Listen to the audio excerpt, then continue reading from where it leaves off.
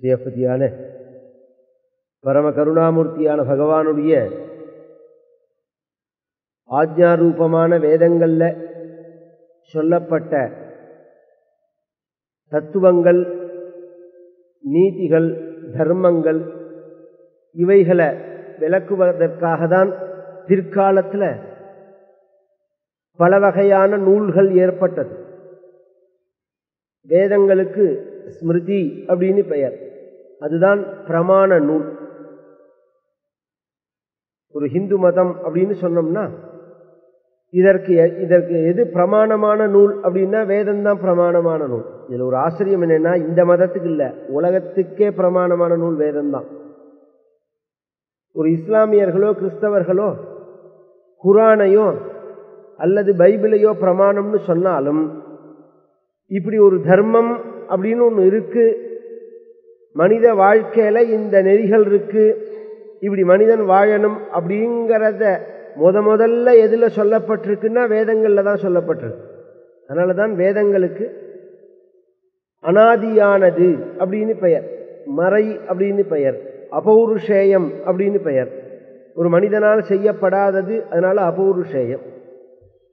ஆதி எப்ப உண்டானது அப்படிங்கிறது தெரியாது, அதுக்கு உற்பத்திங்கிறது கிடையாது. ஏன்னா பிரம்மமும் நித்தியம், பிரம்மத்தினுடைய சங்கல்பமான வேதமும் நித்தியம்.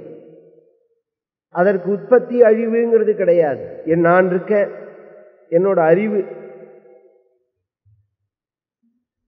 அதுபோல பகவான் பரமாத்மா, அவருடைய அறிவுக்கு வேதம்னு பெயர், சங்கல்பம். எஸ்ய நிஸ்வசிதம் வேதாக அப்படின்னு வேதமே சொல்றது, சாஸ்திரங்களே சொல்றது. உலகம் தோன்றி அழிகிறது அப்படிங்கிறது நடக்கக்கூடியது. உலகம் யாவையும் தாமுலவாக்கலும் நிலைபெறுத்தலும் நீக்கலும் நீங்கள அழகிலா விளையாட்டுடையார். சிருஷ்டி ஸ்திதி சம்ஹாரம், சிருஷ்டி ஸ்திதி சம்ஹாரம்ங்கிற இந்த ஒரு விளையாட்டானது ரெகுலரா நடக்கிற விஷயம். ஒரு தடவை தோன்றும், ஒரு தடவை மறையும், ஒரு தடவை தோன்றும், ஒரு தடவை மறையும். அதனால ஒரு பொருளுக்கு பொருள் உண்டான பிறந்தான் பெயர் உண்டாச்சு, பெயர் ஆன பிறந்தான் பொருள் உண்டாச்சு அப்படிங்கிறதுக்கு யார் எது முன்னாடி உண்டாச்சுன்னு யார் சொல்ல முடியும்? நம்ம சாஸ்திரங்கள்லாம் சப்தத்திலேருந்து தான் ரூபம்ங்கிறது, சப்தத்திலேருந்து தான் ரூபம் உண்டாறது. எனர்ஜியிலேருந்து மேட்ரா, மேட்ரையிலேருந்து எனர்ஜியா? கண்ணுக்கு தெரிகிறது ரூபம், கண்ணுக்கு தெரியாதது அப்படிங்கிறது சப்தம். சப்தத்திலேருந்து தான் உண்டாச்சுங்கிறது. அதுக்கு சயின்டிபிக்கா நாம் பிரமாணம் காமிக்க முடியும். இந்த பஞ்சபூதங்களுடைய உற்பத்தியை சொல்லும் போது ஆகாஷாத் வாயு வாயோர் அக்னிஹி அக்னேராபஹா அத்ய பிருத்திவி பிருத்திவியா ஓஷதயா அப்படின்னு சிருஷ்டி கிரமத்தை சொல்றது வேதம். ஆகாசம் உண்டாச்சு, ஆகாசத்திலேருந்து ஆகாஷாத் வாயு காற்று உண்டாச்சு, காற்றிலேருந்து வாயோர் அக்னிஹி நெருப்பு உண்டாச்சு, நெருப்புலேருந்து வாயோர் அக்னி அக்னேராபா ஜலம் உண்டாச்சு, ஜலத்திலேருந்து இந்த பூமி உண்டாச்சு அப்படிங்கிறது. இந்த ஆகாசம்ங்கிறது சப்தத்தினுடைய அடையாளம், சப்த தன்மாத்திரை உடையது ஆகாசம். சப்த குணகம் ஆகாசம்னு சாஸ்திரங்கள் சொல்றது. அதனால எல்லாத்துக்கும் மூலம் அப்படிங்கிறது சப்தம்தான். இன்னும் புரியுற மாதிரி சொல்றேன். இன்னைக்கு காலத்தால எழுந்துட்ட உடனே இன்னைக்கு என்ன சமையல் பண்ணலாம் அப்படின்னு கணவன் மனைவியும் பேசும்போது வெண்டைக்காயை கறி பண்ணலாம் அப்படின்னு சொல்றா. இந்த வெண்டைக்காய் கறி பண்ணலாம்ங்கிற சமயத்துல வெண்டைக்காயும் இல்லை, கறியும் இல்லை, அந்த பொருள் இல்லை, அந்த சப்தம் தான் இருக்கு. அந்த சப்தத்தை ஆதாரமா வச்சு அந்த பொருளை உண்டாக்குற அளவா. இது எப்படி இந்த சப்தத்துக்கு இதுதான் பொருள் அப்படிங்கிறத எப்படி தீர்மானம் பண்றான்னா, ஏற்கனவே 2 நாள் முன்னாடி வெண்டைக்காய் கறி பண்ணியிருக்கா. கவனிச்சு கேட்கணும் இந்த விஷயம். அது மாதிரி சூர்யா சந்திரமசௌதாத்தா யதாபூர்வம் அகல்பயது அப்படின்னு இந்த வேதம் இந்த சோகாமயதா பகுஸ்யாம் பிரஜா ஏதி சதபோ தப்யதா சதபஸ்தப்த்வா அப்படின்னு வேதமே சொல்றது. பலவிதமான ஜீவராசிகளோட கூடியதான இந்த பிரபஞ்சத்தை நான் சிருஷ்டி பண்ணுவேன் அப்படின்னு வேதம் சங்கல்பிக்கும் போது அந்த பொருள்கள் இல்லை. சூரியனை உண்டாக்குவேன், சந்திரனை உண்டாக்குவேன், நெருப்பை உண்டாக்குவேன் அப்படின்னு வேதம் சங்கல்பிக்கும் போது அந்த பொருள் இல்லை. பின்ன எதனுடைய அடிப்படையில் அந்த பொருள் உண்டாருதுன்னால் சூர்யா சந்திரமசோதாத்தா யதாபூர்வம் அகல்பயது. அந்த சப்தம் இருக்கு, இப்படி ஒரு சப்தம் இருக்கு, இந்த சப்தத்துக்கு இதுதான் பொருள் அப்படின்னு நமக்கு எப்படி தெரியறதுன்னா ஏற்கனவே நாம் செஞ்சத்தினால தெரியறது. அதுபோல இந்த பரமாத்மா ஏற்கனவே பூர்வ கல்பங்கள்ல உள்ளதை அடிப்படையாக வச்சு இந்த கல்பத்தில் அந்த சிருஷ்டியை உண்டாக்குறார் அப்படிங்கிறது. பூர்வ கல்பத்தில் எப்படி வந்தாச்சுன்னா அதுக்கு முன்னாடி. அப்ப என்ன அர்த்தம்னா அனாதியானதுன்னு அர்த்தம். இந்த உலகம் எப்போ உண்டாச்சு, எப்போ அழிஞ்சுது, கண்ணுக்கு தெரியறத வச்சுட்டு இல்லைன்னோ கண்ணுக்கு தெரியறத வச்சுட்டு இருக்கு அப்படின்னோ சொல்லிட முடியாது. ஒரு சமயம் இருக்கும், ஒரு சமயம் இல்லாம இருக்கும். இல்லாம இருக்கிறதெல்லாம் இல்லாமையே போயிடும்னு அர்த்தம் இல்லை, இருக்கிறதெல்லாம் இருந்துட்டே இருக்கும்னு அர்த்தம் கிடையாது. இருக்கிறது இல்லாம போகும், இல்லாம இருக்கிறது இருக்கும். பிரபஞ்சத்திலேயே பார்க்கிறோமே, பலதரப்பட்டதான சப்தங்கள் இருக்கு, அதுக்கு பொருள்கள் இல்லை அப்படிங்கிறத பார்க்கிறோமே. ஒரு காலத்துல இருந்திருக்கு, இப்ப இல்லை. புரியுற மாதிரி சொல்ற. டைனோசர்னு ஒன்றும் இல்லை, ஒரு மிருகம் இல்லைன்னு சொல்றா. அந்த மிருகம் இருந்திருக்குங்கிறதுக்கு அடையாளம் என்னன்னா, நாங்கள் தஞ்சாவூர் ஜில்லாவில் ஒரு ஜாரி வச்சுப்போம், கிண்டி. அந்த கிண்டியோட முகத்தை பார்த்தவாளுக்கு தெரியும். அந்த மூஞ்சி இருக்கு பாருங்க, இந்த தண்ணி கொட்டுற இடம், அது டைனோசரோட மூஞ்சி எப்படி இருக்கோ அப்படிதான் இருக்கும். அதுக்கு என்ன, சிம்மத்துக்கும் மேல உள்ள ஒரு மிருகமானது டைனோசர், சரபம்னு சொல்றது. அது மாதிரியான ஒரு முகம் அப்படி ஒன்று இருந்திருக்குங்கிறதுக்கு அடையாளம் தானே அந்த மூஞ்சி இன்னி பிறந்த இருக்கு. இன்னைக்கு கோவில் எல்லாம் பார்த்தா அப்படி இருக்கு.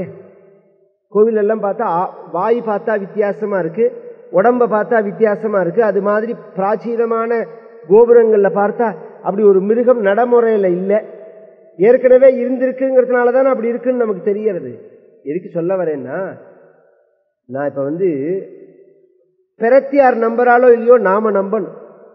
நம்ம சாஸ்திரத்தையும் நம்ம மதத்தையும் நம்ம நூல்களையும் இந்த பின்னாடி வந்த ஆங்கிலேயர்கள் பரப்பின பொய்னால நமக்கு ஒரு சந்தேகம் வந்துருச்சு. இது உண்மையோ பொய்யோ, உண்மையோ பொய்யோன்னு இதுல பரிச்சயம் இல்லாதவாளுக்கு சந்தேகம் வந்தா கூட நியாயங்களா, இதுல பழக்கப்படுறவாளுக்கே சந்தேகம் வருது, இது உண்மையோ பொய்யோ அப்படின்னு. சத்தியம் எல்லாம் 100க்கு 200 தடவை சத்தியம். ஆனா நாம விசாரம் பண்ணணும், அப்படியே கண்மூடித்தனமா ஏத்துக்கணும் அப்படின்னு சாஸ்திரம் சொல்லல. ஏன்னா இப்ப எதுக்கு சொல்ல வந்த இதுன்னா, பிரமாணமானது வேதம், அதற்கப்புறம் வந்ததான சாஸ்திரங்கள் அந்தந்த காலங்கள்ல ஏற்பட்டது. ஒரு காலத்துல ஒரு சாஸ்திரம் ஏற்படும் போது பிற்காலத்துல அந்த சாஸ்திரம் பொருந்தாம இருக்கலாம் அல்லது புரியாம இருக்கலாம். ரெண்டுக்குள்ள ஒண்ணு இருக்கும். ஒண்ணு பிற்காலத்துக்கு அது பொருந்தாதுன்னு சொல்லலாம், பிற்காலத்துல அது புரியாம போகலாம்.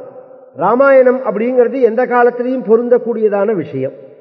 மகாபாரதத்துல இன்னைக்கு திரௌபதி விவாகம், அதுக்காக தான் இந்த சப்ஜெக்ட் எடுத்துக்கிறேன். திரௌபதிக்கு 5 பேர் ஒரு பெண்ணை கல்யாணம் பண்ணிக்கிறார்.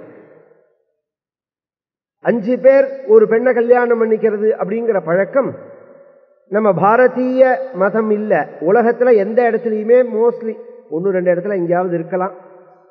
ஒரு சம்ஸ்காரவத்தா இருக்கக்கூடிய, ஒரு நாகரீகமா வாழக்கூடிய ஒரு சமூகத்துல இது மாதிரி நாம் பார்க்கல. ஒரு ஆண் 3-4 பெண்ணை கல்யாணம் பண்ணிட்டு இருக்காங்கிறது சத்திரிய வம்சத்தை அனுசரித்து நாம பார்க்கிறோம். ஒரு பெண் 3-4 ஆண்களை கல்யாணம் பண்ணிட்டார் அப்படிங்கிறது இன்னி பிறகு நாம் பார்க்கல.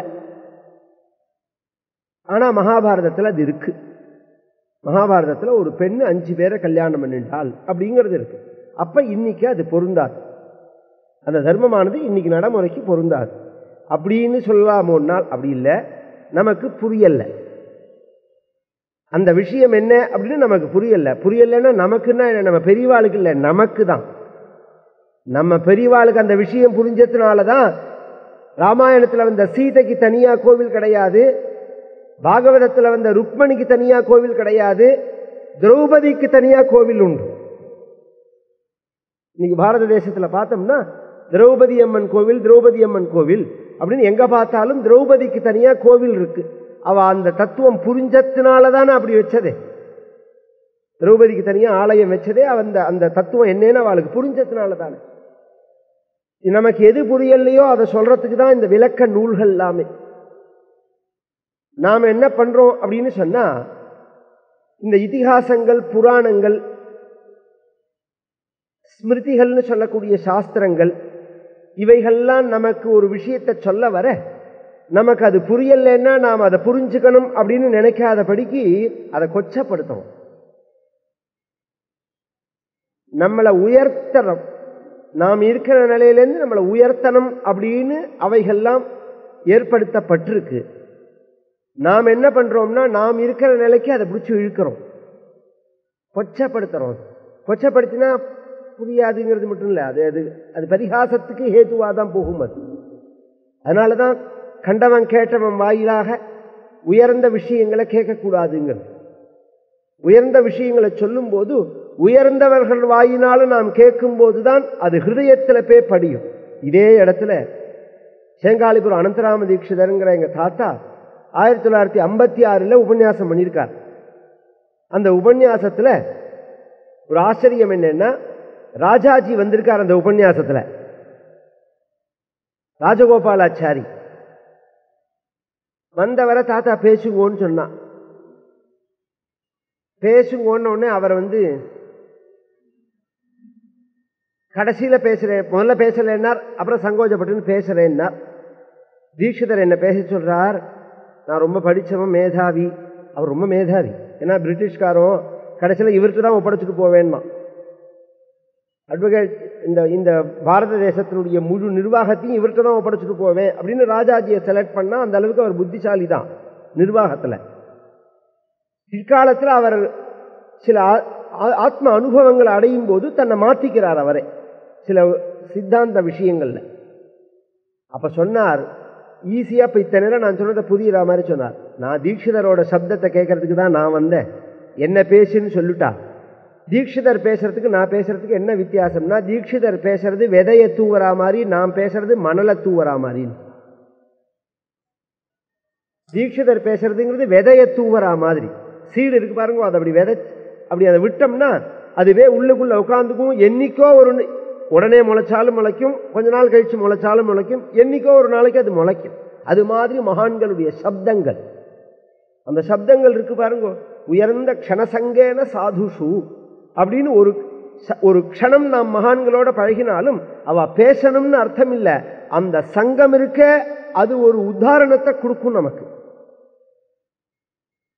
அதனாலதான் ஜடபரத சரித்திரத்தில் ஜடபரதர் சொல்றார், வினா மகத்பாத ரஜோபிஷேகம் ரகுகனா ஏதத் தபசா நயாதி நச்சேஜ்யா நிர்வபனாத் கிருஹாத்வா நச்சந்தசானோப ஜலாக்னி சூரியைஹி வினா மகத்பாத ரஜோபிஷேகம். இது இந்த உயர்வு இருக்கே, இதை தபஸினால அடைய முடியாது, யாகம் பண்றதுனால அடைய முடியாது, சந்நியாசம் வாங்கிக்கிறதுனால அடைய முடியாது.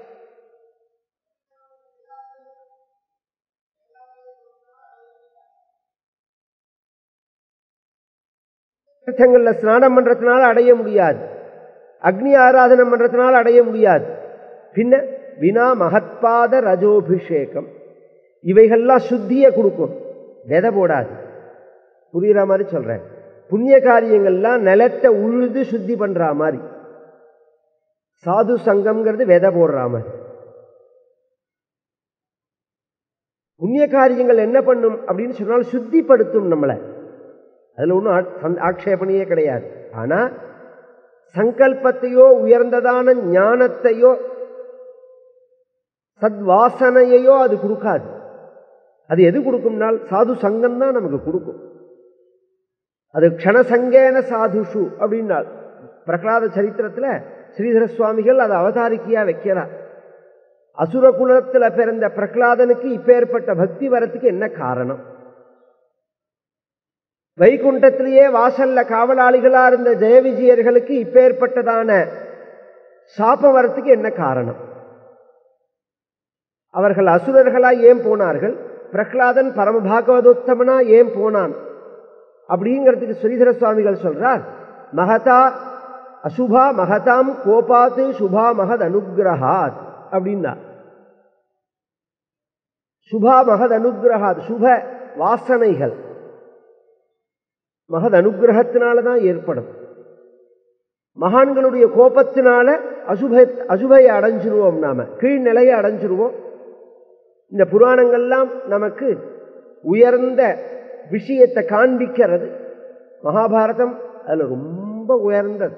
அதை படிக்கிறதே பெரிய பாக்கியம், கேட்கறதே பெரிய பாக்கியம், அதை புரிஞ்சுக்கிறதே பெரிய பாக்கியம், தவறுதல் இல்லாமல் புரிஞ்சுக்கிறது அதை விட பெரிய பாக்கியம். மகாபாரதத்தை அதில் என்ன சொல்ல வந்திருக்கு அப்படிங்கிறத தெளிவாக மனசில் வாங்கிக்கிறது. ரொம்ப பெரும்பாலானவா மகாபாரதத்தில் குழம்பிதான் போவா. நேற்றைய தினமும் சொன்னேன் ஏகலைவன் விஷயமே. ஏகலைவன் விஷயத்திலே துரோணருக்கு உயர்ந்த சுபாவம் கிடையாதுன்னு ஒரே வார்த்தையில் முடிச்சுட்டார். மகாபாரதம் எழுதின 3-4 பேர் நான் பார்த்தேன் இந்த புஸ்தகத்தை.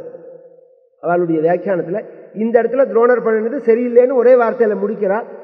அதுக்கு தான் சொன்னேன், மகான்கள் எங்கள் தாத்தாவோ கிருஷ்ணபிரேம அண்ணாவோ மகாபாரதம் சொன்ன கேட்டாதான் நான் சொல்றது உங்களுக்கு புரியும். அவர்கள் சொல்லும் போதுதான் இந்த நுட்பத்தை எடுத்து சொல்றார்கள். ஏன் ஏகலைவனுக்கு சொல்லிக் கொடுக்கல அப்படின்னு சொன்னா, அவன் புத்திசாலியா இருக்கலாம், ஆத்ம குணம் உள்ளவன் கிடையாதுன்னா. அவன் புத்திசாலியா இருக்கலாம், திறமசாலியா இருக்கலாம், ஆத்ம குணம் உள்ளவன் கிடையாது. விதுரருக்கு துரோணாச்சாரியருக்கு அப்படி ஒரு குதர்க்க புத்தி இருக்குமே, ஆனால் சொல்லிக் கொடுக்க கூடாதுன்னு நினைப்ப இஷ்டப்பட்டவனுக்கு சொல்லிக் கொடுக்கணும், இஷ்டம் இல்லைன்னா சொல்லிக் கொடுக்க கூடாதுன்னு நினைச்சா, இப்போ இன்றைய தினம் துரோணரை கொல்லுவதற்காகவே துருபத ராஜா யாகம் பண்ணி திருஷ்டத்யும்னு ஒரு பையனை தயார் பண்ணி விட போறான். அவன் துரோணாச்சாரியார்த்தையே படிக்க போறான். ஒரு விதமான ஆட்சேபனை இல்லாம துரோணர் அவனுக்கு சொல்லிக் கொடுக்க போறான். திருஷ்டத்யும்னோ துரோணமூர்த்தியு பாரதம் சொல்றது. ஒருத்தரை உண்டாக்குற தேவை யாகத்தில் உண்டாக்கப்பட போறான். துரோணரை கொல்லணுங்கிறதுக்காகவே சொல்லியே அவனை கிளப்பி விட்டுருக்கான். ஆனா இவன் நம்மளை கொல்றதுக்காக தான் பிறந்திருக்கான், இவன் நம்மளை தான் கொல்ல போறான் அப்படின்னு யோசனை பண்ணணுமோனோ கொஞ்சம் கூட. விதி என்னவோ அது நடக்கும். நம்மோட தர்மத்தை நாம் விடக்கூடாது. ஒருத்தரை எங்கிட்ட உபன்யாசம் பண்ணுங்கன்னு சொன்னா, நீங்க வேண்டியவர் வேண்டாதவர் இந்த சப்ஜெக்டே எனக்கு வரக்கூடாது. உங்களுக்கு பகவத்குணத்துல ஸ்ரத்தை இருக்கா இல்லையாங்கிறது தான் நாம் பார்க்க வேண்டியது. பாக்கி எந்த இதுவும் என் கண்ணில் படவே கூடாது. ஏன்னா உபன்யாசம் பண்றதுங்கிறது என் தர்மம். என் தர்மத்தில் நான் நிற்கணும். அதுபோல துரோணாச்சாரியார் ஆச்சாரியரா இருக்கார். இவனுக்கு சொல்லிக் கொடுக்கணும் அப்படிங்கிறது அவருடைய தர்மம். அதனால அவனுக்கு சொல்லிக் கொடுக்கிறார். தன்னை கொல்ல போறவன் அப்படின்னு. அதில் இன்னொரு சுவாரஸ்யம் சொல்றேன். ஏன் அவர் துரோணர்கிட்ட படிக்க வந்தான்னா, துரோணரை கொல்லணும்னா துரோணரை படிச்சாதான் அவரை கொல்ல முடியும். அவ்வளோ திறமைசாலி அவர். தங்கிட்ட படிச்சாதான் தன்னை கொல்ல முடியுங்கிறது அவனுக்கு தெரியும், துரோணருக்கும் தெரியும். தெரிஞ்சேதான் அவனுக்கு சொல்லிக் கொடுக்கிறார். பஞ்சபாண்டவர்களுக்கு வித்யாபியாசம் முடிஞ்சு பரீட்சை வச்சு, அந்த பரீட்சையில அர்ஜுனன் தான் மிகவும் சிரேஷ்டமானவன் அப்படின்னு டிக்ளேர் பண்ற சமயத்துல கர்ணன் சபையில பிரவேசம் பண்ணி, அர்ஜுனனுக்கு சமானமான வீரன் நான் அப்படின்னு சொல்ல, துரோணாச்சாரியர் நீ எந்த தேசத்து ராஜா, அர்ஜுனனோட போட்டி போறதா இருந்தா ராஜாவா இருந்தாதான் போட்டி போடலாம், நீ எந்த தேசத்து ராஜான்னு கேட்க, அவன் தலையை குனிஞ்சு நிற்க, அந்த சந்தர்ப்பத்தில் துரியோதனன் இதை பார்த்துட்டு, எங்களுடைய சொத்துல ஒரு பகுதியா இருக்கக்கூடிய அங்க தேசம் அப்படிங்கிற ராஜ்யத்தை இவனுக்கு எழுதி வச்சேன் அப்படின்னு சொல்லிட்டான்.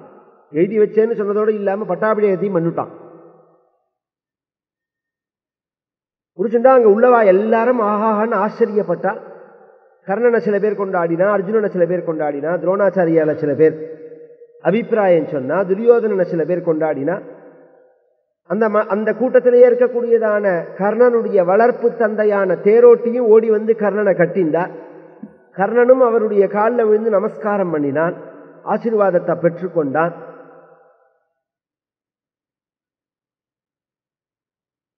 அந்த போட்டி நடக்கல. அந்த விஷயம் மாறி போனதுனால இந்த ராஜ விஷயங்கள் எல்லாம் இப்ப இந்த எலெக்ஷன் மீதான வரப்போறது, இதுக்குள்ள எத்தனை கூத்து நடக்க போறது பாருங்க. இந்த ட்ரெண்டை மாற்றி விடுறதுக்கு சிலதை கலப்பி விடுவார். அது மாதிரி உள்ளதெல்லாம் இன்னைக்கு உள்ளது இல்லை, அன்னிலேருந்தே இருக்குன்னு சொல்ல வரேன். இந்த போட்டி வந்தோடனே இந்த சப்ஜெக்டையே மாற்றி விட்டுட்டா. மாற்றி விட்டா அந்த போட்டி நின்று போயிடுது. போட்டி நடக்கல. ஆனால் எது நடந்தாலும், வாத பிரதிவாதங்கள் ஏற்பட்டாலும், அபிப்பிராய பேதங்கள் ஏற்பட்டாலும் லாபம் என்னவோ கர்ணனுக்கு. அவனுக்கு பட்டாபிஷேகம் ஆச்சு. அவன் கையை பிடிச்சுன்னு தத்தோ துரியோதன கர்ணம் ஆலம்பியாகிரகரே நிருபா தீபிகாக்னி கிருதாலோகா தஸ்மாத்ரகாத்வினிர்யயம். அவன் கையை பிடிச்சிருந்து ராஜாவா அவனை கொண்டாடின்னு அழிச்சுன்னு வரான் துரியோதனன்.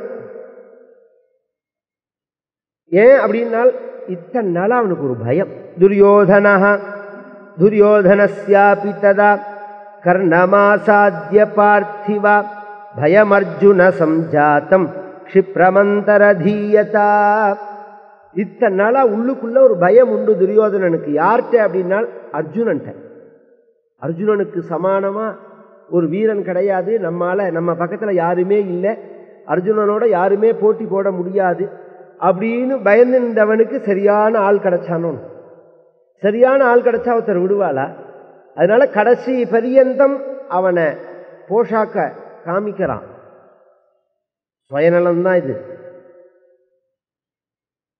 சுயநலம் இல்லாம துரியோதனன் இந்த காரியத்தை செய்யல. ஒரு ஆடை ஒரு மாடை எப்படி வளர்ப்பாலோ அது மாதிரி தான் துரியோதனன் கர்ணனை வளர்க்கிறான். அர்ஜுனனோட போட்டி போடுவான், அர்ஜுனனோட போட்டி போடுவான், அர்ஜுனனுக்கு சமானமான வீரன் அப்படின்னு தான் வளர்க்கிறான். ஆனா கர்ணன் அதை ஒரு பெரிய நன்றியா நினைக்கிறான். கடைசி மட்டும் தன்னை யாருன்னு தெரியாத நிலையில தன்னை உலகத்துக்கு அறிமுகப்படுத்தினவன் துரியோதனன் அப்படிங்கிறத கடைசி மூச்சு பரியந்தம் மறக்கவே இல்லை.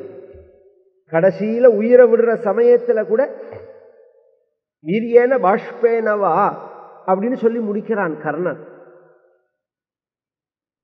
நான் பீமனால் அர்ஜுனெல்லாம் அடிக்கப்பட்டு பூமியில கிடக்கேன். துரியோதனா, இவன் தான் அர்ஜுனனை கொல்லுவான், இவன் தான் அர்ஜுனனை கொல்லுவான்னு நீ ரொம்ப நாள் ஆசைப்பட்ட, என்னால முடியல. நீ பட்ட ஆசையை நிறைவேற்றாம நான் கிளம்பி போறேன். உன்னை நினைச்சுதான் நான் வருத்தப்படுறேன். முடிஞ்சா நீ சண்டை போடு, இல்லைன்னா ஒரு ரூம்ல கதவை சாத்திட்டு அழுனான். இதுக்கு மேல என்னால ஒன்றும் பண்ண முடியாதுன்னு சொல்லிட்டு தான் உயிரை விடுறான் கர்ணன். அந்த கர்ணனை அடைஞ்சதுனால பஞ்சபாண்டவர்கள்ட்ட உள்ள பயம் குறைஞ்சது.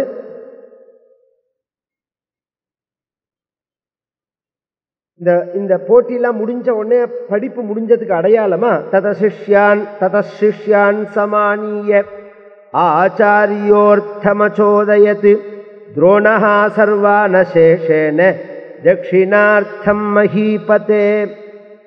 ஒரு வித்தையை அபியாசம் பண்றத விக்கிரயம் பண்ணக்கூடாதுன்னு சாஸ்திரம். ஒரு ஆச்சரியமான விஷயம். இந்த சம்ஸ்காரங்கள்லாம் சரித்திரங்களை கேட்டாதான் புரியும். சாப்பாடையும் படிப்பையும் வியாபாரம் பண்ணக்கூடாது. இந்து தர்மம் இது. எந்த காலத்திலையும் சாப்பாடை வியாபாரம் பண்ணக்கூடாது. அன்னதானம். படிப்பை வியாபாரம் பண்ணக்கூடாது. வித்யா தானம். இதனுடைய அடிப்படையில தான் இந்த தேசம் இருந்தது. கலியோட தோஷத்தை பாருங்கோ. இப்ப கலியில ஃபர்ஸ்ட் கிளாஸ் பிசினஸ் இது ரெண்டும் தான். ஃபர்ஸ்ட் கிளாஸ் பிசினஸ் இது ரெண்டும் தான். அதுல ரெண்டுமே இந்த கொரோனால அடி வாங்கினது. அதான் சுவாரஸ்யம். பெரிய அடி வாங்கினது எதுன்னா இது ரெண்டும் தான். ஃபர்ஸ்ட் கிளாஸ் பிசினஸ் எதுன்னா இது ரெண்டும் தான். வித்யா தானம். பாடசாலை அதனாலதான் ஃப்ரீயா இருந்தது. படிக்கிறதுக்கு பணம் செலவழிக்கவே வேண்டாம். இந்த தேசத்தோட அடிப்படை சிஸ்டம் இது. நீங்க படிக்கணுங்கிற ஆசை உத்வேகம் மட்டும் இருந்தா போறோம். இப்ப அதுல என்ன சொல்றான், பிராமணன் தானே படிச்சா மற்றவங்க எல்லாம் படிச்சானான்னு கேட்கறான். இப்படி ஒரு குதர்க்கமா பொய்ய பிரச்சாரம் பண்றது. எவ்வளவோ நாங்க பதில் சொல்லியாச்சு. வேணும்னே பிரச்சாரம் பண்றது. இந்த படிப்பு 14 வகை இருக்கு. இதுல வேதம்ங்கிற ஒன்றை தவிர பாக்கி எல்லாத்தையும் எல்லாரும் படிக்கலாம். அடிப்படை சம்ஸ்கிருதங்கள்லாம் சாஸ்திரங்கள்லாம் படிக்க கிடையவே கிடையாது. சாஸ்திரங்கள் எல்லாம் படிக்கலாம்ங்கிறதுக்கு 2 திருஷ்டாந்தம் சொல்றேன். கம்ப ராமாயணத்தை எழுதின கம்பர் பிராமணர் கிடையாது. பெரிய புராணத்தை எழுதின சேக்கிழார் பிராமணர் கிடையாது. திருக்குறளை எழுதின வள்ளுவர் பிராமணர் கிடையாது. இவர்கள்லாம் எழுதின விஷயம் என்னவோ சாஸ்திரங்கள்ல உள்ளதுதான். சாஸ்திர உலகம் யாவையும் தாமுலவாக்கலும் நிலை பெறுத்தலும் நீக்கலும் நீங்களா அழகிலா விளையாட்டுடையார் அன்னவர் தலைவருக்கே சரண் நாங்களே அப்படிங்கிற அந்த பாடல் இருக்கு பாருங்கோ. சிருஷ்டி ஸ்திதி சம்ஹாரம் அப்படிங்கிறது சாஸ்திரத்தில் சொல்லப்பட்ட விஷயம். லோகவத்து லீலா கைவல்யம். இந்த உலக சிருஷ்டி அப்படிங்கிறது பிரம்மத்துக்கு ஒரு விளையாட்டுங்கிறது. நாராயணியத்திலையும் கஷ்டாத்தே சிருஷ்டி சேஷ்டா அப்படிங்கிறார் நாராயண பட்டத்திரி. இது ஒரு விளையாட்டு அப்படிங்கிறார்.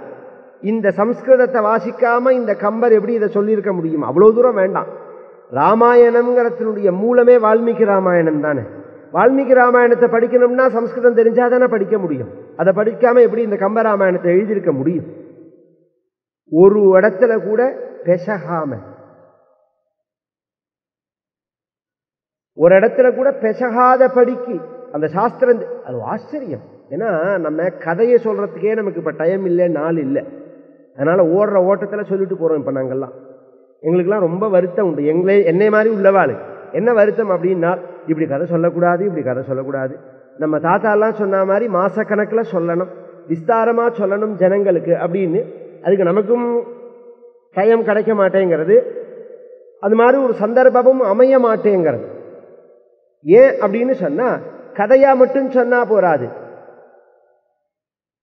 எண்ணுதற்கு ஆக்கரிய 2-3 நாள் விண்ணவர் காக்கிய முனிவன் வேள்வியை மண்ணினை காக்கின்ற மன்னன் மைந்தர்கள் கண்ணிமை காப்பது போல் காத்தனர்னு கம்பர் விஸ்வாமித்திரருடைய யாகத்தை காத்த விஷயத்தை சொல்றார். என் உதற்கு ஆக்க அரிய 2-3 நாள் அப்படிங்கிறார். சாஸ்திரம் தெரியாம இந்த விஷயத்தை பேச முடியாது. 2 × 3 2 + 3 2-3 நாள்னு இருக்காங்க. 2 + 3 2 × 3. யாரா ஒத்தர சொல்ல சொல்லுங்க. தமிழ் மட்டும் தெரிஞ்சவா யாரா ஒத்தர சொல்ல சொல்லுங்க. சொல்ல முடியாது. யாகம் விஷயம் தெரிஞ்சவா தான் இதை பேச முடியும். அந்த சோமயாகம்ங்கிறது 5 நாளா 6 நாளா? அதான் கேள்வியே. 5 நாளும் உண்டு, 6 நாளும் உண்டு. அதனாலதான் அப்படி சுத்தி விட்டா மாதிரி பேசிட்டு போயிட்டார் கம்பர். 2-3 நாள். நீங்க 2 + 3 சொல்லலாம், 2 × 3 சொல்லலாம். இந்த விஷயம் தெரிய எண்ணுதற்கு ஆக்கரிய 5 நாள் வேள்வியைன்னு சொன்னாலும் பாடல் ஒத்து வருமே. அப்படி சொல்லலையே. விண்ணவர் 2-3 நாள் அப்படிங்கிறார். இது மாதிரி பல விஷயங்கள். சேக்கிழார் எடுத்துப்போம். உலகெல்லாம் உணர்ந்து ஓதற்கு அரியவன் நிலவுலாவிய நீர்மலி வேணியன். இதுதான் பெரிய புராண ஆரம்பம் பாடல். உலகெல்லாம் உணர்ந்து ஓதற்கு அரியவன் அப்படிங்கிற இந்த சப்தம் சேக்கிழார் எங்கேருந்து எடுத்தார்? இந்த பொருள் வரக்கூடிய விஷயத்தை எதிலேருந்து எடுத்தார்? உபநிஷத்திலேருந்து எடுத்திருக்கார். எங்கேருந்து எடுத்திருக்கார் அப்படின்னா, பிரம்மவிதாப்னோதி பரம் அப்படின்னு சொல்லும் போது உபனிஷத்துல சொல்றதே ஒரு இடத்துல உணர்ந்து ஓதற்கு யதோ வாச்சோ நிவர்த்தந்தே அப்ராப்ய மனசா சஹா ஆனந்தம் பிரம்மணோ வித்வான் அப்படிங்கிறது உபனிஷத்து. யதோ வாச்சோ நிவர்த்தந்தே அப்ராப்ய மனசா சஹா. மனசுனால தெரிஞ்சுக்கிறது, உணர்றது.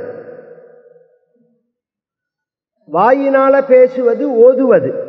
உணர்ந்து ஓதற்கு அரியவன். பிரம்மத்தினுடைய தன்மை என்ன அப்படின்னா, இந்த உணருவதற்கும் ஓதுவதற்கும் அப்பாற்பட்டது. என்ன அர்த்தம்? சொல்லுக்கும் பொருளுக்கும் அப்பாற்பட்டதுன்னு அர்த்தம். சொல்லு, பொருள், அனுபவம் எல்லாத்துக்கும் அப்பாற்பட்டது. அப்ப இந்த ஒரு மகான்கள் எல்லாருமே நம்மளுடைய சாஸ்திரங்களை படித்தவர்கள், எல்லாருமே படித்தவர்கள். இந்த படிக்கிறதுல எப்ப பிரேக் வந்தது அப்படின்னு சொன்னா, ஒரு எப்போதுமே உலகத்துல கவனிச்சேன்னா சௌக்கியமா இருந்தா சோம்பேறித்தனம் பின்னாடியே வரும். இது அடிப்படை. கஷ்டம் இருந்தா சுறுசுறுப்பா இருந்துட்டே இருப்போம். நாம ஓடியே ஆகணும், உழைச்சே ஆகணும், சோத்துக்கு வழி கிடையாதுன்னு சொன்னா ஓடிண்டே இருப்போம். சௌக்கியமா இருந்துட்டோம்னு வச்சுக்கோங்களேன், பின்னாடியே சோம்பேறித்தனம் வந்துடும். அது மாதிரி இந்த பாரத தேசம் சௌக்கியமா இருக்கிறதே சோம்பேறித்தனம் வந்த போதுதான் மற்றவர்கள் உள்ள வந்தது. இஸ்லாமியர்களுடைய படையெடுப்பு வேற விதமா, முதல்ல கிறிஸ்துவ ஜெயின பௌத்த மதங்களுடைய படையெடுப்பு இருந்தது. அது இவர்களை டைவர்ட் பண்ணினது, ஜனங்களுடைய புத்தியில பேதிச்சது. அதனால பேடியா போனார்கள். சுயமான அபியாசங்கள்லாம் விட்டு போச்சு. நீ சண்டை போடக்கூடாது, நீ மாம்சம் சாப்பிடக்கூடாது, நீ நல்லவனா இருக்கணும், எல்லாம் வாஸ்தவம் தான். யாருக்கு? அதான் இந்த கேள்வியே. சாதுவா இருக்கணும், மௌனமா இருக்கணும், நல்லவனா இருக்கணும், மாம்சம் சாப்பிடக்கூடாதுங்கிறதெல்லாம் சன்னியாசிக்கு, எல்லாருக்கும் கிடையாது.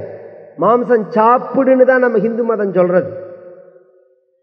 மாம்சம் சாப்பிடணும் அப்படின்னு தான் ஹிந்து மதம் சொல்றது. ஏன்னால் அந்த உடம்பு பலம் அப்பதான் வரும். க்ஷத்ரியனா ஒருத்தன் இருக்கான், யுத்தம் பண்றான்னு சொன்னா அவனுக்கு உடம்பு பலம் இல்லைன்னா எப்படி யுத்தம் பண்ண முடியும்? உடம்புல பலம் இல்லைன்னா அவனால எப்படி யுத்தம் பண்ண முடியும்? மாம்சம் சாப்பிடாது உயர்ந்த தன்மை வாஸ்தவம் தான். அந்த நிலைக்கு நீ வரத்தே தானாவே விட்டுருவ. நான் மிலிட்ரியில இருக்கேன், நான் எதையுமே சாப்பிட மாட்டேன், நான் கீரையும் பருப்பும் தான் சாப்பிடுவேன்னா சண்டை யார் போடுறது? அதுக்கு உள்ள உடம்பு வாகுன்னு ஒன்று இருக்கணும். அதனால இந்து தர்மம் வீரத்துக்கு தான் முக்கியத்துவம் கொடுக்கறது. கருணைக்கு வீரத்தினுடைய அடிப்படையில தான் கருணை இருக்கணுங்கிறது. அப்பதான் அது பிரகாசத்தையும் அடையும். ராமனுடைய குணத்தை பத்தி சொல்லும் போது குணவான் கஷ்ட வீரியவானு தர்மஜ்ஞ கிருதஜ்ஞ, முதல்ல சொல்லும் போதே அவன் பராக்கிரமசாலியா இருக்கணும். ஏன்னா பராக்கிரமசாலியா இருந்தாதான் இந்த உலகம் மதிக்கும். இவ்வளவு தூரம் நான் பேச வேண்டாம். இப்ப உலகம் முழுக்க பஞ்சாயத்து பண்ற அமெரிக்கா என்ன பெரிய யோகியமா? எதனுடைய அடிப்படையில பஞ்சாயத்து பண்றது? அது வீரியத்தினுடைய அடிப்படையில பஞ்சாயத்து பண்றது. அது ஒரு பேடி நாடா இருந்து கையில அணு ஆயுதங்கள் இல்லாம பைனான்ஸ் ரீதியா உயர்ந்த ரீதியில இல்லாதபடிக்கு ஒரு வார்த்தை அது சொன்னதுன்னா இன்னொருத்தன் கேட்பனா? அது சொல்றது இன்னொருத்தன் கேட்பனா? இன்னைக்கு எல்லாரும் அதுக்கு கட்டுப்படுறான்னா அதுக்கு என்ன காரணம்னா அவன்கிட்ட உள்ள அந்த பயத்தினாலதான். அது போல நம்ம கிட்ட ஒரு பராக்கிரமம் இருந்தது, அதனால உலகமே நம்மளை கண்டு பயந்தது. இந்த பராக்கிரமத்தை கெடுத்து குட்டிச்சாறு பண்ணினத்துல முக்கிய பங்கு ஜெயின பௌத்த மதங்களுக்கு தான். நாசம் பண்ணினது அஹிம்சை அஹிம்சைங்கிற பெயர்ல. அது ஒரு பக்கம் போச்சா, பின்னாடியே வந்த பிரிட்டிஷ்காரா இஸ்லாமியர்கள் பிரிட்டிஷர்கள் வாழ்க்கையில எல்லாரும் படிக்க முடியாதபடிக்கு வாழ்க்கையில ஒரு சிதைவு ஏற்பட்டது. அப்ப ஒரு பிரிவுக்காரா மட்டும் அந்த சாஸ்திரங்களை காப்பாத்துறதுன்னு ஒரு பொறுப்பு எடுத்துண்டா. அதனால பிராமணர்கள்ட்ட மட்டும் இது தங்கினதே தவிர மற்றவர்கள் படிக்க கூடாதுன்னு கிடையாது. இன்னும் ஈஸியா புரியுறாமன்னு சொல்றேன். அறுதொழில் புரிவது அந்தனர்க்கே. வேதம் ஓதுதல், வேதம் ஓதுவித்தல்னு இருக்கு. சாஸ்திரங்களை படித்தல், சாஸ்திரங்களை சொல்லிவித்தல்னு இருக்கு. படிக்கிறது பிராமண தர்மம்னா சொல்லி வைக்கிறது யாருக்கு? அதான் இந்த கேள்வியே. சொல்லி வைக்கிறது அவனோட தர்மம்னா யாருக்கு சொல்லி வைக்கிறது? பிராமணர் அல்லாதவர்களுக்கு சொல்லி வைக்கிறதுனால தானே சொல்லி வைக்கிறதுங்கிற தர்மமாச்சு அவனுக்கு. அதனால எல்லாருமே படிக்கணும், எல்லாத்தையும் படிக்கணும். நம்ம சாஸ்திரங்கள்ல அதுக்கு இடம் உண்டு. நாராயண பட்டத்திரி வியாக்கரண சாஸ்திரம் படிச்சதே அச்சுத பிஷாரோடின்னு ஒரு அப்ராமணர்கிட்ட தான், பிராமணர்கிட்ட கிடையாது. நாராயண பட்டத்திரின்னு இன்னைக்கு பிரகாசமா இருக்காரு நாராயணியத்துல. அவர் சாஸ்திரம் வாசிச்சது, வியாக்கரணம் வாசிச்சது ஒரு பிராமணர்கிட்ட இல்ல, ஒரு அப்ராமணர்கிட்ட தான். இது மாதிரி 1000 திருஷ்டாந்தம் நான் சொல்ல முடியும். எதுக்கு இத்தனையும் சொல்றேன்னா, படிப்புங்கிறது பொதுவானது, வேதத்துக்கு மட்டும் சில கட்டுப்பாடுகள். அது ரொம்ப நுட்பமானது. அதுக்கு இப்ப விளக்கம் கொடுக்கறதுக்கு டைம் கிடையாது. பாக்கி எல்லாம் படிக்கலாம். இந்த படிப்பு ஃப்ரீ. அதுக்கு அடுத்த சப்ஜெக்ட் சொல்றேன். இந்த படிப்பு ஃப்ரீ. இதுக்கு பணம் நிர்ணயம் பண்ணக்கூடாது. யார் பிரார்த்திக்கிறாளோ அவளுக்கு சொல்லிக் கொடுக்கணும். இது படிக்கிற காலத்துல. படிச்சு முடிச்ச உடனே அதே வேதம் சொல்றது, ஆச்சாரியாய பிரியந்தனமாகிருத்திய பிரஜாதந்தும் மாவ்யவச்சேத்ஸீ. நீ படிப்பெல்லாம் முடிச்சதுக்கு அப்புறம் சம்பாதிக்க ஆரம்பிச்ச உடனே உன்னால என்ன முடியுமோ அதை ஆச்சாரிய தட்சிணையா கொடுங்க. ஆச்சாரியனுக்கு தட்சிணையா கொடு அப்படின்னு வேதம், அதே வேதம் அந்த ஒரு சிஸ்டத்தை காமிக்கிற. இப்ப நான் சொல்றத அந்த சிஸ்டத்தை சொல்றதுக்காக சொல்றேனே தவிர உடனே தீட்சிதருக்காக சொல்றான்னு நினைச்சிட வேண்டாம். தீட்சிதர் இல்லை. எந்த ஒரு கதையை நாம் கேட்டாலும் பிரவச்சனங்களை 10 நாள் கேட்ட உடனே கடைசி நாள் அன்னைக்கு அவருக்கு ஒரு தட்சிணை வச்சு கொடுக்குறோமோ, ஒரு நமஸ்காரம் பண்றோமோ. ஏன்னா இப்ப இந்த சிஸ்டத்துல சொன்னா வேற எதுலையுமே இல்லை. அதுக்காக தான் இதை எடுத்துக்கிறேன். இப்ப நாங்கள்லாம் அத்தியனம் பண்ற காலத்துல, இப்ப அத்தியனம் பண்றதை சொன்னா எல்லாருக்கும் புரியாது. நாங்கள்லாம் அத்தியனம் பண்ற காலத்துல ஒண்ணுமே கிடையாது. அத்தியனங்கள்லாம் பண்ணி முடிச்சதுக்கு அப்புறம், பரீட்சையெல்லாம் கொடுத்ததுக்கு அப்புறம் சம்பாதிக்க ஆரம்பிச்ச உடனே வாத்தியாருக்கு பிடிச்சதை கொண்டு போய் வச்சு நமஸ்காரம் பண்ணுவோம். வாத்தியாருக்கு ஏதாவது ஒரு தட்சிணை கொடுப்போம். ஏன் அப்படின்னா, அத்தியனம் படிக்கிற காலத்திலேயே 5 பைசா கையில கிடையாது. படிச்சு முடிச்ச உடனே எங்கேருந்து வரும்? சம்பாதிக்க ஆரம்பிச்ச அப்புறம் தானே தட்சிணை கொடுக்க முடியும். அப்படிதான் வேதம் சொல்றது. ஆச்சாரியாய பிரியந்தனமாகிருத்திய அப்படிங்கிறது. அந்த படிப்பு முடிச்சதுக்கு அப்புறம் தான் தட்சிணை கொடுக்கணும் அப்படின்னு. அது மாதிரி ஒரு கேள்வி வரும்போது துரோணாச்சாரிய இவர்கள்லாம் ஸ்வயம் ராஜாக்கள். துரோணர் பாடம் சொல்லி கொடுத்தது எல்லாருமே ராஜாக்கள். அதனால அவர்கள் என்ன தட்சிணை கொடுக்கணும்? பிரியந்தனமாகிருத்தியன்னு இருக்கங்க. ஆச்சாரியனுக்கு பிரியமான தனத்தை கொடுக்கணும்னு இருக்கு. தனத்துவம் ந ஜாதிகி. தனம்னு ஒன்னே பணம்னு தான் நினைச்சிட வேண்டாம். பணம் தான் தனம் அப்படின்னு நினைச்சிட வேண்டாம். பணம் தான் தனம்னா அஷ்டலட்சுமின்னு ஏன் சொல்றோம் நாம?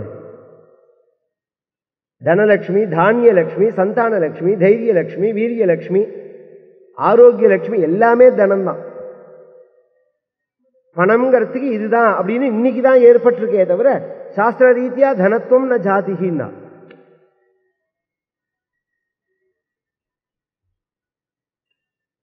இதெல்லாம் க்ஷத்ரியர்கள். நான் உங்கள்கிட்ட பணத்தை எதிர்பார்க்கல. பாஞ்சாலராஜம் துருபதம் கிரஹீத்வாரணமூர்தனி பர்யாணயத பத்ரம் வஹ சாஸ்யாத் பரமதக்ஷிணா. பாஞ்சால ராஜனை யுத்தத்துல போர் முனையில மடக்கி கையும் களவுமா பிடிச்சுன்னு எங்கிட்ட கொடுக்கறது தான் பரம தட்சிணான்னா. எனக்கு அதுதான் உயர்ந்த தட்சிணை அப்படின்னா. உடனே எல்லா ராஜகுமாரர்களும் கிளம்பிட்டார்கள். கிளம்பினா ஏன் துருபதராஜன் மேல அப்படி ஒரு க்ஷாத்திரம் துரோணருக்கு. நேற்றைய தினம் சொன்னேன்னு, துருபதராஜன் துரோணரும் சேர்ந்து படித்தவர்கள். துருபதராஜன் பட்டாபிஷேகம் பண்ணிட்டு ராஜாவாயிட்டான். துரோணர் படிச்சுட்டு திரும்பி அவனை பார்க்க வரத்தே அவ்வளோ நட்போட இந்த துருபதராஜன் துரோணரை யாருன்னு தெரியாதுன்னு சொல்லிட்டான். அப்படி சொல்லியிருந்தா கூட தப்பு கிடையாது. நான் ஒரு க்ஷத்ரியன், நான் ஒரு சக்கரவர்த்தி, நான் ஒரு கோட்டீஸ்வரன், நான் ஒரு பராக்கிரமசாலி, எனக்கும் உனக்கு எப்படி நட்பு இருக்கும்னு கேட்டான். அதனால அவருக்கு தாங்கல்ல ஆத்திரம். அவனை பிடிச்சுன்னு வாழ்னார். போனா முதல்ல இவர்கள்லாம் போனார்கள். கௌரவர்கள்லாம் அர்ஜுனன் பஞ்சபாண்டவர்கள்லாம் தங்கிவிட்டார்கள். ஏன்னா ஒரே சமயத்துல போய் 10 பேர் ஒரு காரியத்தை செஞ்சா யார் செஞ்சான்னு புரியாது. நான் தான் செஞ்சேன் அந்த அந்த அட்மினிஸ்ட்ரேஷன்ல அந்த கெப்பாசிட்டி உள்ளவாளுக்கு தான் நான் சொல்றது புரியும். சில பேர் ஷோ காமிச்சுட்டே இருப்பான். 10 பேர் வேலை செய்யறதுல சமயத்துல உண்மையா வேலை செய்யறவன் யாரு, இவன் சும்மா நமக்கு முன்னாடி ஷோ காமிக்கிறவன் யாருன்னு அந்த கெப்பாசிட்டி. அதனால தானே வேலை செய்யறவனை காட்டும் வேலை வாங்குறவனுக்கு 10 மடங்கு ஏன் சம்பளம் கூட கொடுக்குறோம். அந்த அந்த வேலை வாங்குற தகுதி இருக்கணுங்கிறது தான் முக்கிய விஷயம். அதெல்லாம் அபியாசத்தினால ஓரளவு தான் வரும். அதெல்லாம் பை பர்த்தில் வர விஷயம். அர்ஜுனன் தங்கிட்டான். முதல்ல இவா போயிட்டு வரட்டோம்னா உள்ள போனால் கௌரவர்கள் எல்லாருமே போனார்கள். கடைசியில் அவனை தொடவே முடியல. அடி வாங்கின்னு திரும்பி வந்துட்டார்கள். அப்புறம் பஞ்சபாண்டவர்கள் உள்ள போனார்கள் தனியாக. போறத்தே தர்மபுத்திரரை நீங்க சண்டை போட வேண்டாம்னே சொல்லிட்டான் அர்ஜுனன். பீமனும் அர்ஜுனனும் தான் பிரதானமா உள்ள போறது. பீமன் வழியை ஏற்படுத்தின்னு போறான். அர்ஜுனன் நேர துருபதராஜனை போய் அவனை பிடிச்சிட்டான். துருபதராஜன் ஒரு ராஜாவே தவிர இந்த பஞ்சபாண்டவர்களுடைய பராக்கிரமத்துக்கு முன்னாடி அவன் எம்மாத்திரம். அவன் இதுல 5 பேர்ல ஒருத்தர் வந்தாலே அவனால சண்டை போட முடியாது. இவன் 5 பேர் சேர்ந்து வந்தா அவன் எப்படி சண்டை போடுவான்? அவனை பிடிச்சு தேர்லையே கட்டிட்டான். தேர்ல வச்சு கயத்தினால கட்டிட்டான். கட்டி அவனை சிறை பிடிச்சு கொண்டு துரோணாச்சாரியர்கிட்ட போடுறார். சவைரம் மனசாத் பக்னதர்ப்பம் ஹ்யதனம் தம் ததாவசமாகதம் சவைரம் மனசாத்யாத்வா துரோணோ த்ருபதமப்ரவீத் மாபைஹி பிராணபயாத்வீர க்ஷமினோ பிராமணாவயம். வீரா நக்கலா, நான் பெரிய பராக்கிரமசாலி வீரான்னு நானும் கைகட்டப்பட்ட நிலையில இருக்காங்கிறதுனால நக்கலா வீரா. மாபைஹி பிராணபயாத்து, பிராணபயத்தை நீ அடைய வேண்டாம். ஏன்னா பிராமணா வயம் க்ஷமினா, நாங்கள்லாம் பொறுமசாலிகள்ங்கிறார். எங்க அவனை கையோட கால் கட்ட சொல்லி போட சொல்லிவிட்டு நாங்கள்லாம் பொறுமசாலிகள் அப்படி இதுன்னு ஒரு முடிவு எடுக்க மாட்டோம். ஆசிரமே கிரீடிதம் எத்து त्वया बाल्ये मया महसः தேன சம்வர்தித ஸ்நேகः பிரீதிக்ஷத்ரியர்ஷபா பிரார்த்தயேயம் த்வயா சக்கியம் புனரேவ ஜனாதிபா வரம் ததாமி தே ராஜன்னி ராஜ்யஸ்யார்த்தமனாப்னுஹி அராஜா கில நோ ராஜ்ஞः சகா பவிதுமர்ஹசி அத்தः பிரயதிதம் ராஜ்யே யஜ்ஞசேன மயா தவ ராஜாசி தக்ஷிணே கூலே பாகீரத்யாக முக்தரே. நாங்கள்லாம் பொறுமசாலிகள், நான் உன்னோட சகா, நம்ம 2 பேரும் சேர்ந்து பரத்வாஜருடைய ஆசிரமத்தில் படித்தோம், பிராண சிநேகிதர்களா இருந்தோம். நான் வரும்போது என்ன தெரியாதுன்னு நீங்க சொல்லிட்டேன். தெரியாதுன்னு சொன்னா மட்டும் தப்பு இல்லை. நான் ஒரு கோடீஸ்வரன் ராஜா, நீ ஒரு பிச்சைக்காரன். நான் ஒரு பராக்கிரமசாலி, நீ ஒரு பேடின்னு. நான் பேடி இல்லை, நான் வீரன்னு நிரூபிச்சிருக்கேன். இப்ப என்ன தெரியறதான்னு கேட்டார். இப்ப என்ன தெரியறதா? சாத்திரம்ங்கிறது அப்பேற்பட்டது. அதனாலதான் பிராமணா, இந்த யானை, ராஜா, பாம்பு இவாள்கிட்ட நெருங்கியே பழகக்கூடாது. அது என்னைக்குமே ஆபத்துல தான் வந்து முடியும். அவளுடைய சுபாவத்தை காமிச்சிருவா என்னைக்கு இருந்தாலும். இங்க ராஜான்னு அர்த்தம் இல்லை, சாத்திரம்னு அர்த்தம். சாத்திர சுபாவம் உள்ளவன். துரோணர் அப்படி ஒரு சாத்திர சுபாவத்தோடு தானே இருக்கார். இப்ப துருபதராஜனை அரெஸ்ட் பண்ணினதுனால, ஜெயிச்சதுனால அந்த பாஞ்சால தேசம் முழுக்க அர்ஜுனனுக்கு சொந்தமாயிடுது. துருபதராஜனை கொண்டு போய் துரோணாச்சாரியார் காலில் போட்டு எல்லாத்தையும் சமர்ப்பணம் பண்ணினதுனால துரோணர் எல்லாத்துக்கும் ராஜாவா போயிட்டார். இது சட்டம். இப்ப நான் உன்னோட சிநேகத்தை விரும்புறேன். ஆனா நீ என்ன சொன்ன, பணக்காரனுக்கு ஏழை சிநேகிதனா இருக்க முடியாதுன்னு. இப்ப நான் பணக்காரன், நீ ஏழை. என்ன, நான் ராஜா, நீ அடிமை. ஆனா நான் உன் சிநேகத்தை விரும்புறேன். அதுக்காக என்ன பண்றேன், ராஜாசி தட்சிணே கூலே பாகீரத்யாக முத்தரே. 2 பாஞ்சாலம் இருக்கணும். தட்சிண பாஞ்சாலம், உத்தர பாஞ்சாலம் அப்படின்னு 2 இருக்கு. மேல பஞ்சாப்னு ஒண்ணு, மேல ஒரு, அந்த காலத்துல பிரிஞ்சிருந்தது. மேல ஒரு பஞ்சாப்பு, கங்கைக்கு கீழே ஒரு பஞ்சாப்பு, மேல ஒரு பஞ்சாப் அப்படின்னு 2ஆ பிரிஞ்சு இருக்கு அப்படிங்கிறார் இவர். அந்த பஞ்சாப்ல மேல உத்தர பாகத்துல உள்ள பஞ்சாப்பை நான் எடுத்துக்கிறேன், பாஞ்சால தேசத்தை.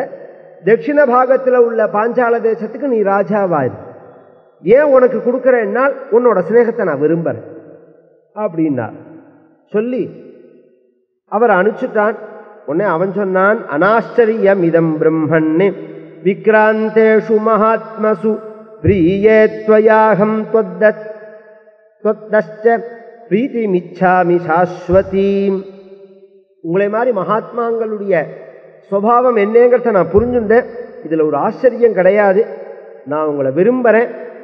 உங்கள்கிட்ட உள்ள அந்த நட்பை, சாஸ்வதமான நட்பை நான் என்னைக்கும் மதிக்கிறேன். இத்தனை சொன்னான். செத்த முன்னாடி தானே சொன்ன க்ஷத்திரியர்களை நம்ப முடியாதுன்னு.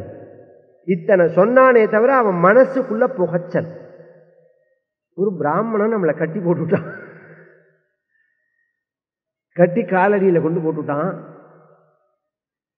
ஒன்றும் பண்ண முடியாது. சில சமயங்கள்ல வாயை புத்தின்னு இருக்கிறது தான் வாழ்க்கையில சரியாகும்.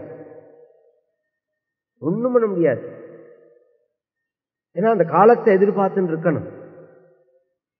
இந்த இப்ப இவனுக்கு கோபம் முழுக்க துரோணரை காட்டிலும் அர்ஜுனன்ட்ட தான் ஜாஸ்தியா போச்சு. அர்ஜுனன் தானே இவரை ஜெயிச்சது. அர்ஜுனன்ட்ட கோபங்கிறத காட்டிலும் இது மாதிரி ஒரு பராக்கிரமசாலியான ஒரு வீரனை நாம புள்ளையா அடையலையேன்னு வருத்தப்பட்டான். நமக்கு ஒரு புள்ள இது மாதிரி இல்லையே அப்படின்னு நினைச்சான். சில பேரை பார்க்கறதே நமக்கே தோணும், இது மாதிரி புள்ள நமக்கு இல்லையே அப்படின்னு தோணும். அது மாதிரி புள்ள இல்லைன்னா இல்லைதான், அதுக்காக பெற்றுக்க முடியுமா? ஆனா ஒரு சௌரியம் இருந்தா அது மாதிரி உள்ளவாழ புள்ளையா அடையலாம். என்ன சௌரியம்? நமக்கு ஒரு பொண்ணு இருந்ததுன்னு வச்சுக்கோங்க. அந்த பொண்ணை அந்த பிள்ளைக்கு கல்யாணம் பண்ணி கொடுத்தா அவனை மருமகனா பண்ணிக்கலாம். இந்த சிஸ்டம் தானே இன்னைக்கு உலகத்துல. இது மாதிரி ஒரு உயர்ந்த புள்ள அப்படின்னா அவனை நம்ம பிள்ளையா அடையணும்னு ஆசைப்படுறதுனால தானே பொண்ணை கொடுக்குறோம் நாம. அதனால தானே மருமகன் அப்படின்னு பெயர். தமிழ்ல. இந்த அர்ஜுனனை புள்ளையா அடையறதுக்கு ஒரு பெண்ணு வேணும்,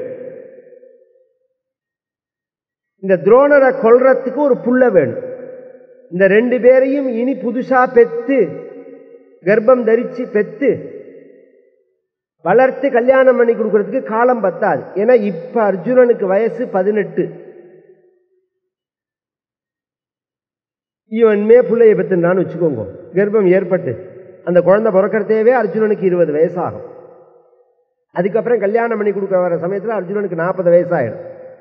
அதனால நடைமுறைக்கு அது ஒத்து வராது. என்ன பண்ணலாம்? பிராமணால கூப்பிட்டு கேட்கலாம் என்ன பண்ணலாம். அவர்கள்லாம் ஒரு யாகம் பண்ணி வைக்கிறார்கள். அந்த யாகத்தில் எல்லாத்துக்கும் சாஸ்திரங்கள்ல அபூர்வமா இருக்கு, நுட்பமா இருக்கு. இன்னைக்கு எல்லாம் நூலா இருக்கு, அதை நடைமுறைப்படுத்தக்கூடியதான நாலெட்ஜ் தபஸு இல்லாதவாளா இருக்கும். அதான் இந்த பிரச்சனை. எல்லாம் இருக்கு, எல்லாம் சாஸ்திரத்தில் இருக்கு. அதை செஞ்சா பலிக்கிற அளவுக்கு நமக்கு தபஸ் இல்லை, அது எப்படி செய்யணுங்கிற நாலெட்ஜும் இல்லை. அதுவும் ஒரு ப்ராப்ளம் இங்க. அதனாலதான் இந்த வெளிநாட்டுக்காரன் முழுக்க நம்ம புத்தகத்தை தூக்கின்னு போயிட்டான்.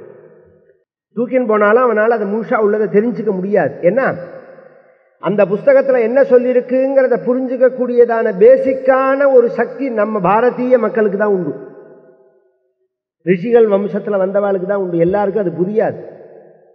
இன்னைக்குமே ஆயுர்வேதத்துல சித்தர்கள் எழுதின பாட்டு என்னன்னு அர்த்தம் புரியலையா யாருக்குமே? சித்தர்கள் என்ன பாட்டை எழுதி வச்சுட்டு போயிருக்கா அப்படிங்கிறது இப்ப நான் சொன்னேனே, எண்ணுதற்காக்கரிய 2-3 நாள்னு. நீங்க எடுத்து கம்பராமாயண வியாக்கியானம் புதுசா எத்தனை பேர் போட்டிருக்கா எடுத்து பாருங்க. நான் சொன்ன விஷயம் யாராவது ஒருத்தர் தொட்டிருக்காளா பார்ப்போம். தொட முடியாது. ஏன் தொட முடியாதுனால அந்த அறிவு அவளுக்கு கிடையாது, இந்த அனுபவம் கிடையாது அவளுக்கு. யாக சம்பந்தமான அனுபவம் இல்லாததுனால அதை பேச முடியாது. அது மாதிரி சாஸ்திரங்கள்ல சொல்லப்பட்ட விஷயத்தை அவர்கள் முழுமையா புரிஞ்சுக்க முடியாது. ஆனா அவன் என்ன பண்ணினா, நாம புரிஞ்சுக்கலனாலும் பரவாயில்லை, நம்ம கிட்ட இருக்கக்கூடாதுன்னு எல்லாத்தையும் தூக்கின்னு போயிட்டான். ஒரு 4 நாள் முன்னாடி கூட சொன்னேன், 27 வகையான ஃபியூல்ல பிளைட் இயங்கக்கூடியதான ஒரு ஓலைச்சுவடி இன்னைக்கு லண்டன்ல இருக்கு, லண்டன் மியூசியத்தில் இருக்கு. இருந்து என்ன பிரயோஜனம்? தமிழ்ல ஒரு வச்சனம் சொல்லுவாள், முழு தேங்காயை நாய் தூக்கின்னு போனா மாதிரிம்பா. அது மாதிரிதான், முழுசான ஒரு தேங்காயை நாய் தூக்கின்னு போயிடுது, நாய் கவின்னு போயிடுது. அதுக்கும் பிரயோஜனம் கிடையாது, இன்னொருத்தருக்கும் பிரயோஜனம் கிடையாது.